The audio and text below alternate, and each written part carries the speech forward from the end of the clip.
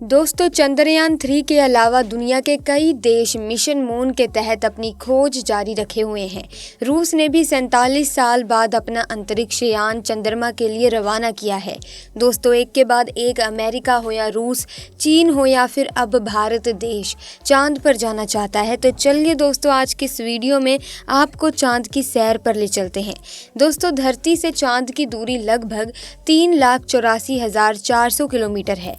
पृथ्वी से चांद तक पहुंचने में सबसे कम समय 4 दिन अमेरिका को लगा है। वहीं अगर हम चंद्रयान के रास्ते से चांद पर जाते हैं तो लगभग 40 दिन का समय लगेगा। अगर ये मानकर चलें कि हम अमेरिकी स्पेसक्राफ्ट में बैठकर चांद पर जा रहे हैं तो हमें वहां पहुंचने में 4 दिन का समय लगेगा। 4 दिन बाद हम चांद की जमीन पर होंगे। चांद की जमीन पर उतरने के बाद जो हमें सबसे पहले दिखेगा वो है चांद की जमीन।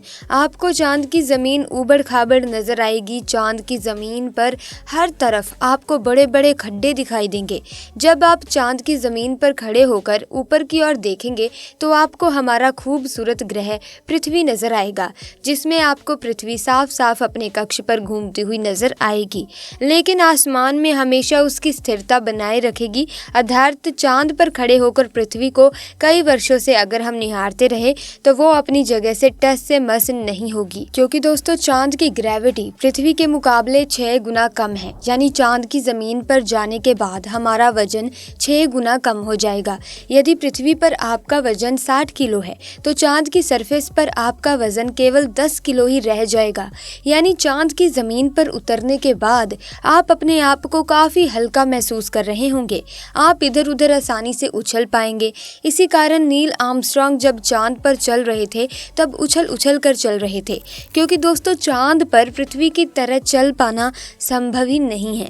चांद की सतह पर नील आर्मस्ट्रांग और उनके साथियों के कदमों के निशान आज भी मौजूद हैं, क्योंकि वहां पर हवा ना होने की वजह से वो निशान मिट नहीं पाए। फिर थोड़ा चलने के बाद जब आप चांद पर इधर उधर देखोगे तो आपको बहुत सारा कचरा, पेपर, बहुत सारे क्षतिग्रस्त सैटेलाइट और बैग्स मिलेंगे।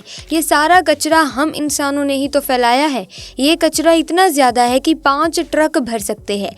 चांद पर कचरा और ये पेपर अंतरिक्ष यात्रियों ने फेंके थे, जिसमें उनकी मानव मूत्र और उल्टियां हैं। अब आप चांद की जमीन पर खड़े हैं तो आपको सबसे ज्यादा खतरा आसमानी मौत का है।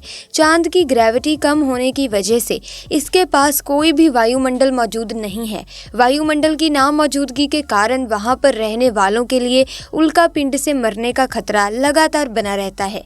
यानी आप चांद पर खड़े हैं और पता नहीं कब एक बड़ा पत्थर आसमान से गिरकर आएगा और आपकी मौत वहीं पर हो जाएगी।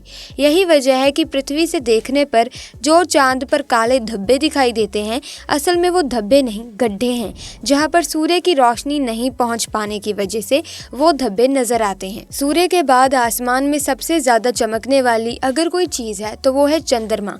जब हम पृथ्वी से आसमान की तरफ देखते हैं तो हमें नीला दिखाई देता है, लेकिन जब चांद से आसमान की तरफ देखेंगे तो हमें नीला नहीं बल्कि काला दिखाई देगा। यानी आप जब भी ऊपर आसमान की तरफ देखेंगे तो आपको लगेगा कि आप काले आसमान की दुनिया में आ गए हैं। अब चांद पर खड़े होकर आप बहुत बोरिंग फील कर रहे हैं और हम मजाक नहीं कर रहे। अमेरिकी अंतरिक्ष एजेंसी नासा ने वर्ल्ड रिकॉर्ड में अपना नाम दर्ज करवाते हुए चांद पर वाईफाई की सुविधा उपलब्ध करा दी है, जो कि 3 Mbps तक इंटरनेट स्पीड देता है। यानी आप आराम से चांद पर इंटरनेट चलाकर अपना एंटरटेनमेंट कर सकते हैं। अब आपका मन कर रहा था इंटरनेट के लिए, अब इंटरनेट तो बहुत हुआ, अब चांद से पृथ्वी पर अपने घर फोन करके देखते हैं। आपने फोन मिलाया, फोन लग भी गया, लेकिन ये क्या, आप बोल रहे हैं लेकिन आपकी आवाज मुंह से बाहर नहीं आ रही है। जी हाँ, ये सच है। चांद पर आप कितना भी जोर से चिल्ला लें, आपकी आवाज मुंह से बाहर नहीं आएगी। धरती पर वायु की हमेशा हर जगह उपस्थिति रहती है, लेकिन चंद्रमा का अपना कोई वायुमंडल नहीं है, इसीलिए वहां पर साउंड वेव्स का संचारण सामान्य रूप से संभव नहीं है।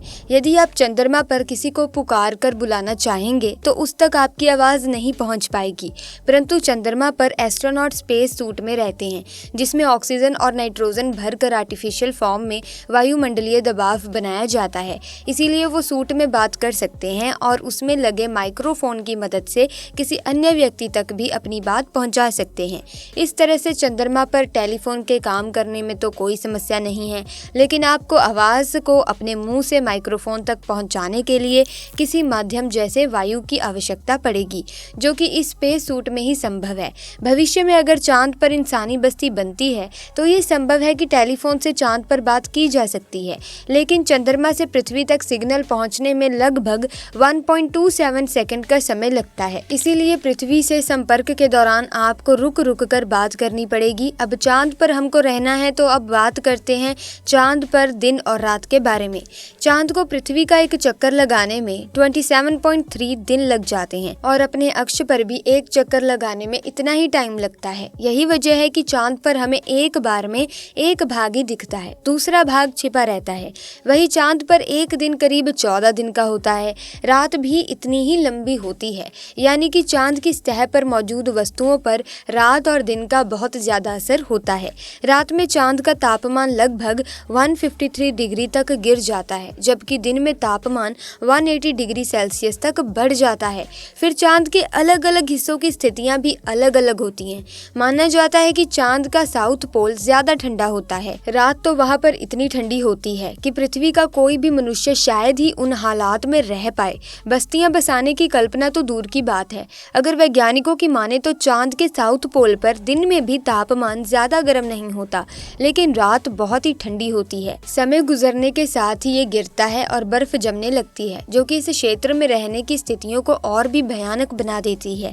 इन्हीं भयानक स्थितियों के चलते चांद पर अब तक जितने भी मिशन गए हैं वो सब उत्तरी इलाकों में ही किए गए हैं। रात में हमें जो चांद चमकता हुआ नजर आता है, लेकिन आपको जानकर काफी हैरानी होगी कि चांद की अपनी खुद की कोई रोशनी नहीं है।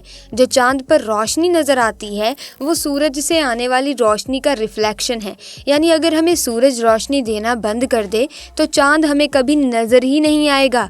चांद पृथ्वी के चारों तरफ घूमते वक्त अपना एक ही हिस्सा पृथ्वी के सामने रखने के कारण चांद का दूसरा हिस्सा आज तक पृथ्वी के किसी भी मनुष्य ने नहीं देखा है।